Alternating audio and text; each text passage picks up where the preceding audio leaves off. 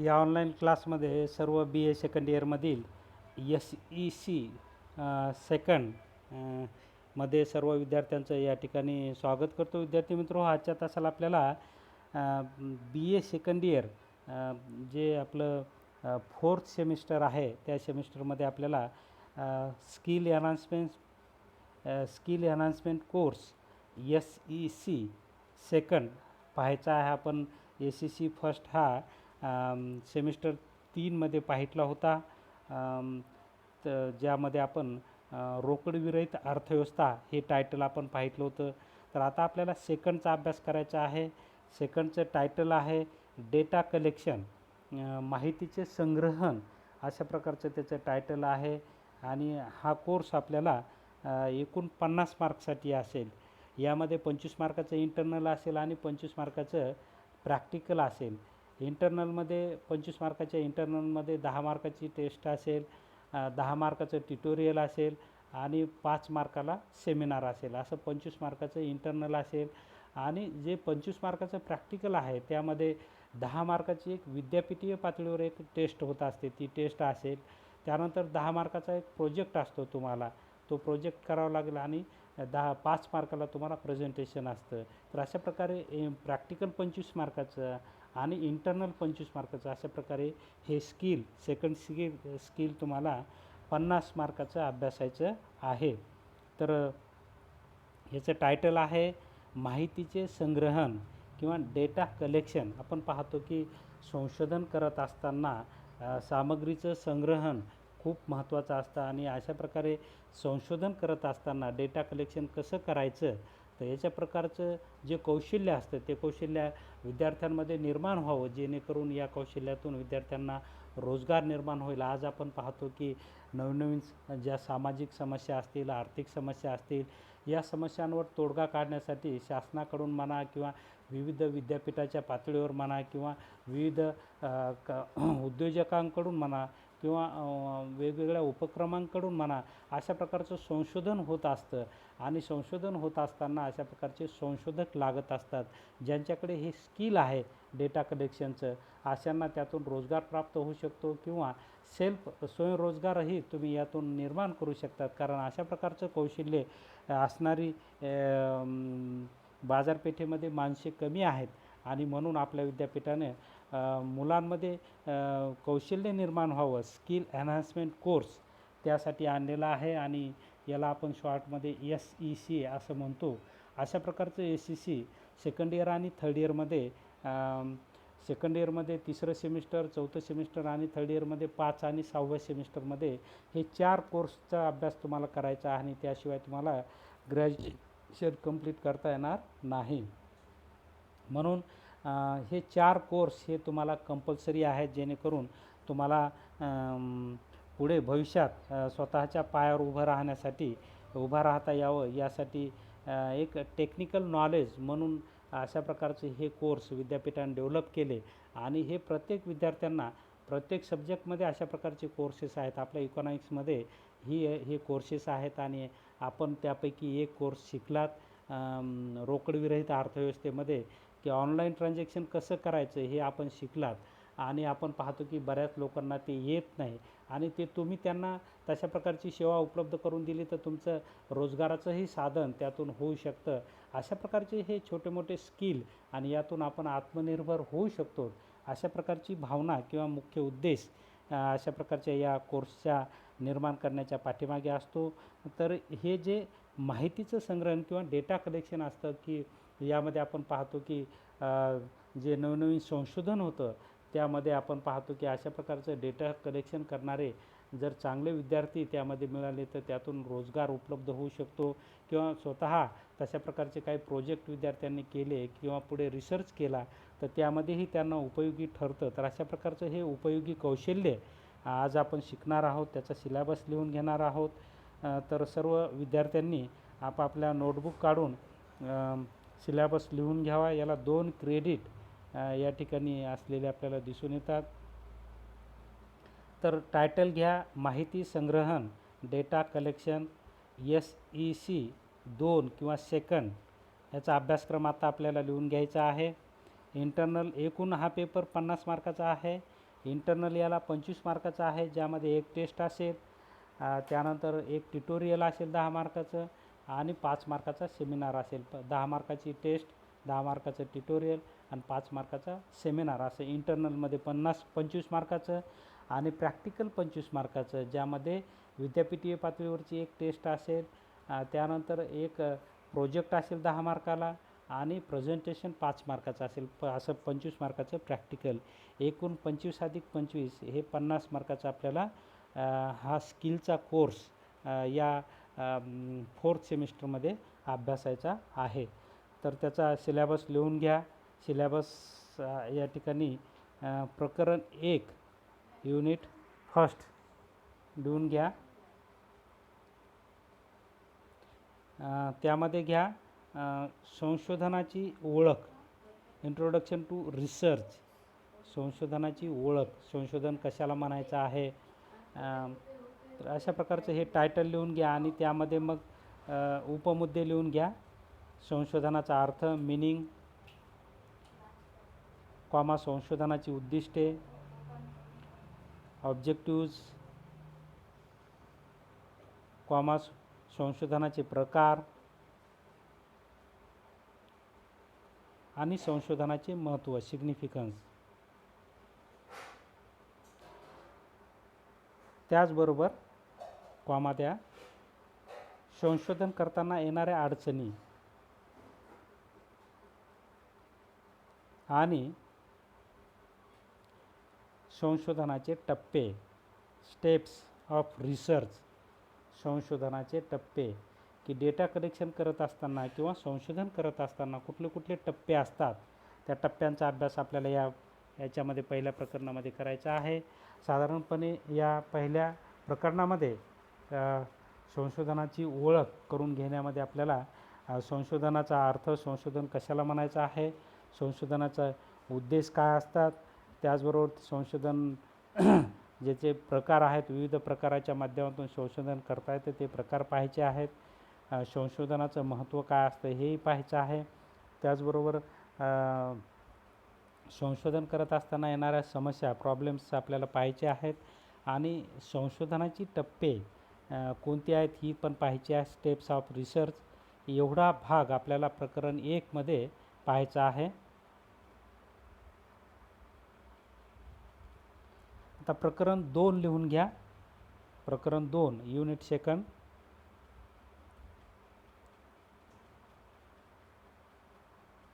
त्याचं टायटल घ्या नमुना निवडीची तंत्रे, टेक्निक्स ऑफ सॅम्पलिंग. नमुना निवडीची तंत्रे, टेक्निक्स ऑफ सॅम्पलिंग. नमुना निवडीची तंत्रे. आता याच्यामध्ये सब पॉईंट घ्या. Census method, census method, comma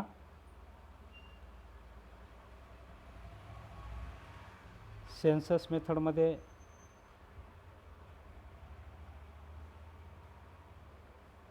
sample survey आहे. Sample survey method of sampling, म्हणजे नमुना पद्धतीनुसार, नमुना निवड पद्धतीनुसार नमुन्याची निवड कशी करायची, त्याच्या काय पद्धती आहेत, या पद्धतींचा अभ्यास आपल्याला या ठिकाणी करायचा आहे. म्हणजे 2 पद्धती या ठिकाणी, सेन्सस मेथड आणि सॅम्पल सर्वे, या 2 पद्धती आपल्याला नमुना निवडीच्या तंत्रामध्ये करायच्या आहेत. तर हे दुसरं युनिट आहे की ज्यामध्ये टेक्निक्स ऑफ सॅम्पलिंग आहे, त्यामध्ये सेन्सस मेथड आहे, सॅम्पल सर्वे आहे आणि मेथड्स ऑफ सॅम्पलिंग, एवढ्या गोष्टींचा त्यामध्ये समावेश होतो. तर युनिट आता 3 घ्या. प्रकरण 3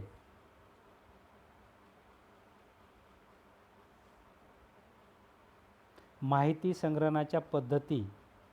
याचं टायटल आहे माहिती संग्रहणाच्या पद्धती, मेथड्स ऑफ डेटा कलेक्शन. माहिती संग्रहणाच्या पद्धती, मेथड्स ऑफ डेटा कलेक्शन, यामध्ये पद्धती लिहून घ्या.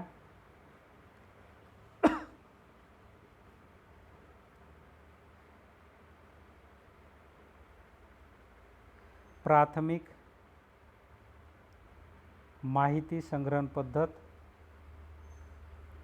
प्राथमिक माहिती संग्रहण पद्धत व द्वितीयक माहिती संग्रहण पद्धत.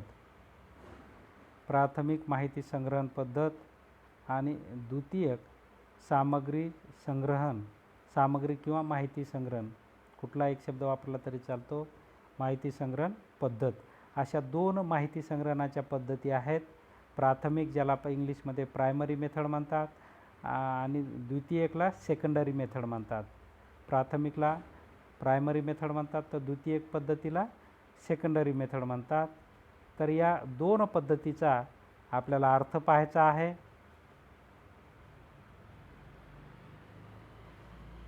त्यानंतर याचे स्रोत पाहायचे आहेत. Sources of primary and secondary, स्रोत.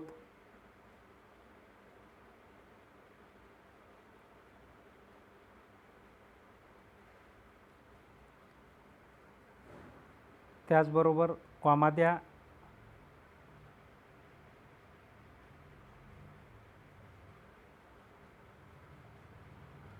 या पद्धतीच्या सहाय्याने जमा केलेल्या माहितीचं वर्गीकरण करायचं आहे.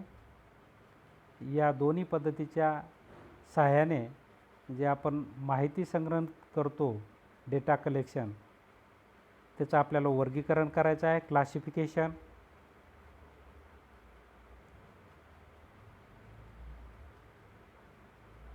कॉमा, तालिकाकरण करायचं आहे, टॅब्युलेशन, सारणी तयार करायची आपल्याला.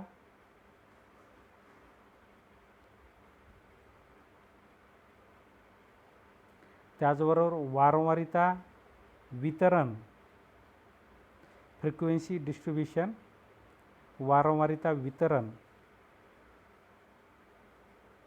आणि आलेखाच्या सहाय्याने मांडणी, ग्राफिकल प्रेझेंटेशन ऑफ डेटा. आलेखाच्या सहाय्याने मांडणी करायची आहे. आपण पाहतो ना, आपण एखादा टेबल असेल आणि त्याचा आलेख काढता येतो, तर तसं आलेखाच्या सहाय्याने आपल्याला माहितीचं विश्लेषण करता येत असतं. तर हे विश्लेषण करण्याची एक पद्धत आहे, आलेखीय पद्धत. तर त्याचाही वापर कसा करतात तर हे आपल्याला शिकायचं आहे. म्हणजे या प्रकरण 3 मध्ये माहिती संग्रहणाच्या दोन पद्धती, एक प्राथमिक माहिती संग्रहण पद्धत आणि दुसरी द्वितीयक माहिती संग्रहण पद्धत, या दोन्ही पद्धतीच्या व्याख्या पाहायच्या आहेत. या दोन्ही पद्धतीचे आपल्याला स्रोत पाहायचे आहेत की कशा प्रकारचे कुठल्या स्रोतच्या माध्यमातून माहितीचं संग्रहण करता येतं, डेटा कलेक्शन करता येतो. त्याचबरोबर संग्रहित झालेली माहितीचं वर्गीकरण करायचं आहे, त्याचं सारणीयन करायचं आहे, टॅब्युलेशन ज्याला आपण म्हणतो. त्याचबरोबर वारंवारिता वितरण करायचं आहे आणि याच वितरणाच्या आधारे त्याचं आपल्याला विश्लेषण करायचं आहे. आलेखाच्या आधारे आलेखीय पद्धतीचा आपल्याला कसा वापर करतात, त्याचं त्या आधारे आलेखाच्या सहाय्याने कसं विश्लेषण करतात, तर त्या आलेखाचे प्रकार आणि त्याच्या सहाय्याने विश्लेषण, संग्रहित केलेल्या माहितीचे विश्लेषण आलेख पद्धतीच्या सहाय्याने आपल्याला करायचं आहे. तर अशा प्रकारे हे 3 थिअरीचे चॅप्टर आहेत. आपल्याला या तिन्ही चॅप्टरमध्ये थिअरी आहे की संशोधन कशाला म्हणायचं आहे, संशोधनाचे काय उद्देश असतात, त्याचे कुठले प्रकार असतात, त्याचं काय महत्त्व, कशासाठी संशोधन करायचं, त्याचे संशोधन करताना येणाऱ्या अडचणी किंवा रिसर्च प्रॉब्लेम आपल्याला घ्यावा लागतो. एखाद्या गोष्टीचं संशोधन, जो प्रश्न असतो, सामाजिक प्रश्न असेल, आर्थिक प्रश्न असेल, तो प्रश्न घेऊन आपल्याला त्यावर संशोधन करावं लागतं. त्याचबरोबर आपण पाहतो की संशोधनाचे जे टप्पे असतात त्या टप्प्यांचाही अभ्यास आपल्याला पहिल्या प्रकरणामध्ये करायचा आहे. दुसऱ्या प्रकरणामध्ये आपण पाहतो की हे संशोधन करत असताना, डेटा कलेक्शन करत असताना शॅम्पलिंग मेथडचा यूज केला जातो किंवा तशा प्रकारची पूर्ण माहिती जमा केल्या जाते किंवा काही निवडक माहिती जमा केली जाते, तर तिची काय तंत्रे असतात या तंत्राचा ते अभ्यास आपल्याला यामध्ये करायचा आहे. आणि तिसऱ्या प्रकरणामध्ये माहिती जमा करण्याच्या ज्या 2 मुख्य पद्धती आहेत, प्राथमिक ज्याला आपण प्रायमरी म्हटलेलं आहे आणि द्वितीयक ज्याला आपण सेकंडरी मेथड म्हटलेलं आहे, या दोन्ही पद्धतीचा अर्थ, दोन्ही पद्धतीचे स्रोत, या दोन्ही पद्धतीच्या सहाय्याने जमा केलेल्या माहितीचं आपल्याला वर्गीकरण म्हणजे क्लासिफिकेशन करायचं आहे. त्याचबरोबर आपल्याला टेबल तयार करायचे आहेत, आपल्याला टॅब्युलेशन ज्याला आपण म्हणतो सारणीय, आणि मिळालेल्या माहितीचं आपल्याला वारंवारिता वितरण करायचं आहे.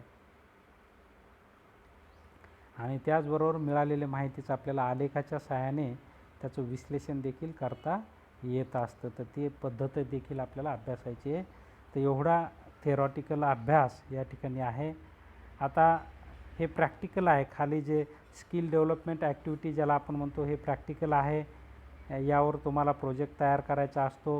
हे 10 स्किल तुमच्यामध्ये डेव्हलप होणं हे गरजेचं असतं किंवा तशा प्रकारचे हा कोर्स केल्याच्यानंतर हे 10 स्किल तुमच्यामध्ये डेव्हलप होत असतात.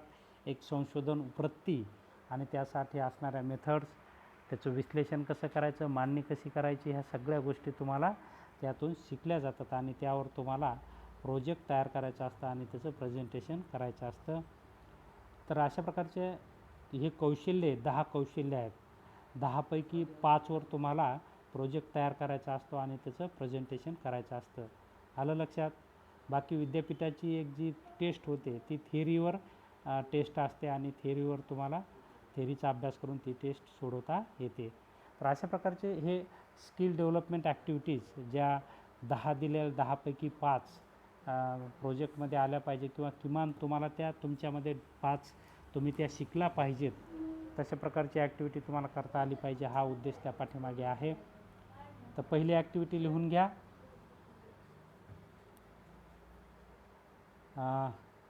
संशोधनाचे जे टप्पे असतात त्या टप्प्याचा आपल्याला चार्ट बनवायचा आहे किंवा टप्पे कसे असतात त्याचा टेबल आपल्याला या ठिकाणी बनवायचा आहे. Prepare a chart showing the step of research. संशोधनाच्या टप्प्याचा या ठिकाणी चार्ट तयार करायचा आहे. ही एक ॲक्टिव्हिटी आहे. दुसरी ॲक्टिव्हिटी आहे तुम्हाला प्रोजेक्टसाठी जी नमुना निवडीची तंत्रे आहेत, सॅम्पलिंग टेक्निक्स, त्याचा चार्ट तयार करायचा आहे. दुसरी ॲक्टिव्हिटी नमुना निवड कशी करायची, त्याचे जे काही नियम आहेत किंवा तंत्रे आहेत त्या तंत्राचा वापर कसा करतात त्याचा एक चार्ट तयार करायचा आहे.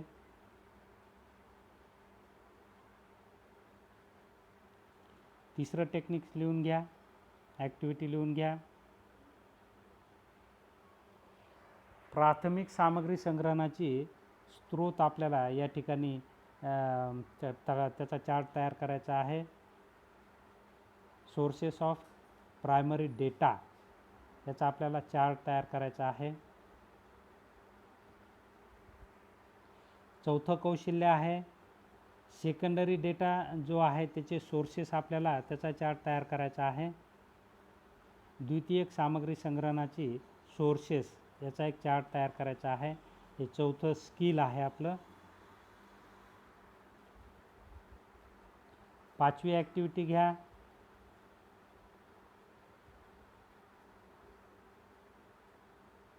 पाचवी ॲक्टिव्हिटी की तुमच्याशी संबंधित एखाद्या कुटुंबाच्या उत्पन्नाचं माहिती संग्रहण करा आणि त्याची मांडणी आलेखाच्या सहाय्याने करा.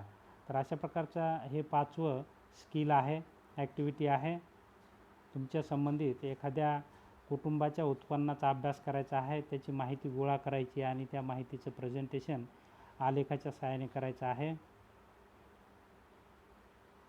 तर हे एक स्किल आहे. त्यानंतर 6वं स्किल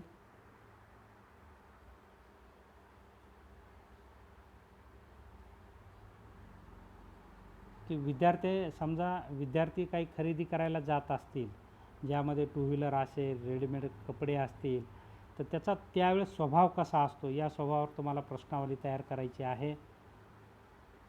प्रश्नावली करून माहिती जमा करायची की जसे की आपण मागणीचा सिद्धांत पाहतो, किंमत कमी तर मागणी जास्त, किंमत जास्त तर मागणी कमी, हा स्वभाव माणसाचा असतो. आणि मग असा स्वभाव खरोखर असतो का खरेदी करत असताना, तर त्यावर तुम्ही प्रश्नावली तयार करायची आहे. एखाद्या विद्यार्थ्याचा स्वभाव अशा प्रकारची वस्तू खरेदी करत असताना कसा असतो, तर या स्वभावाचा अभ्यास किंवा माहितीचं संग्रहण तुम्हाला प्रश्नावलीच्या सहाय्याने तयार करायचं आहे. ही 6वी ॲक्टिव्हिटी आहे. 7वी ॲक्टिव्हिटी घ्या.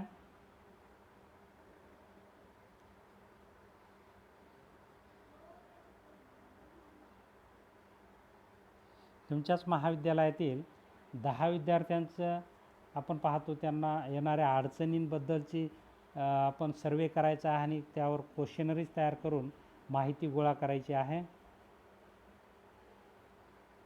तुमच्याच महाविद्यालयातील 10 विद्यार्थ्यांचा सर्वे करून प्रश्नावलीच्या सहाय्याने सर्वे करून माहिती जमा करायची आहे आणि त्यांच्या अडचणी जाणून घ्यायच्या आहेत.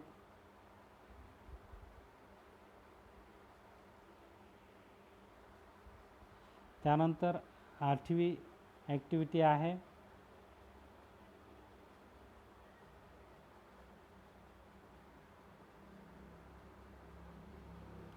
विद्यार्थ्याची संबंधित एखादी स्थानिक योजना असेल तर त्या योजनेचा आपल्याला माहिती किंवा डेटा कलेक्ट करायचा आहे.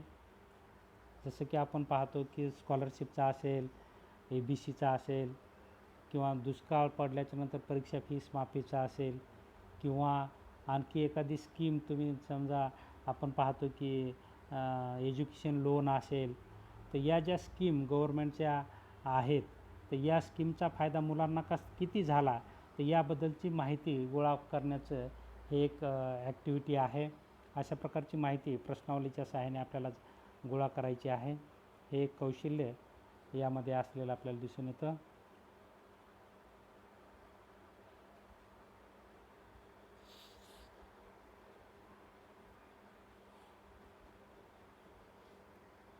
त्यानंतर 9वी ॲक्टिव्हिटी आहे,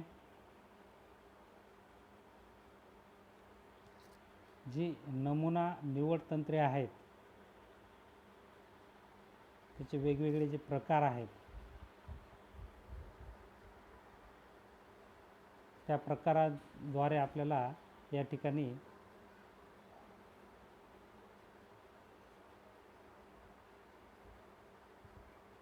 एखादं उदाहरण घेऊन माहिती कलेक्ट करायची आहे. आणि त्यानंतर 10वं, एखाद्या सामाजिक प्रश्नावर प्रश्नावली तयार करून माहिती गोळा करायची. जसं की आपण पाहतो की हुंडाबळी, त्यानंतर कुटुंबातील महिलांचं स्थान, त्याचबरोबर ग्रामीण शहरी मुलींच्या शिक्षणाच्या संदर्भात आपण पाहतो पालकांची भूमिका किंवा त्यांना येणाऱ्या अडचणी, असे जे सोशल इश्यूज असतात, या प्रश्नांवर माहिती जमा करायची आहे प्राथमिक माहिती संग्रहण पद्धतीच्या सहाय्याने, आणि ती आपल्याला प्रेझेंट करायची आहे. तर अशा प्रकारचं हे एक शेवटचं स्किल किंवा ॲक्टिव्हिटी असलेली आपल्याला दिसून येतं. अशा प्रकारे ह्या 10 ॲक्टिव्हिटीज आहेत आणि या 10पैकी तुम्हाला 5 किमान या ठिकाणी आल्या पाहिजेत, त्या तुमच्या डेव्हलप झाल्या पाहिजे आणि त्या रिपोर्टमध्ये आपल्याला घ्यायच्या आहेत. आलं लक्षात? जो तुम्ही प्रोजेक्ट बनवताल त्या 5 ॲक्टिव्हिटीवर तुमचा प्रोजेक्ट बनला पाहिजे. सगळ्या ॲक्टिव्हिटी तुम्हाला शिकायच्या आहेत, परंतु प्रोजेक्टमध्ये किमान 5 ॲक्टिव्हिटी तुम्हाला तयार करायच्या आहेत. तर अशा प्रकारे हे 4थ्या सेमिस्टरमध्ये सेकंड स्किल डेटा कलेक्शन, ज्याला आपण माहितीचं संग्रहण असं म्हणतो, तर त्याचे हा सिलॅबस आपण आता पाहिलेला आहे. उद्याच्या तासापासून आपल्याला प्रत्यक्ष थिअरीला सुरुवात करायची आहे. तर या ठिकाणी आपण थांबूया. या तासाला आपण उपलब्ध झाला, शांतपणे ऐकून घेतलं त्याबद्दल आपले आभार व्यक्त करतो आणि या ठिकाणी थांबतो. धन्यवाद.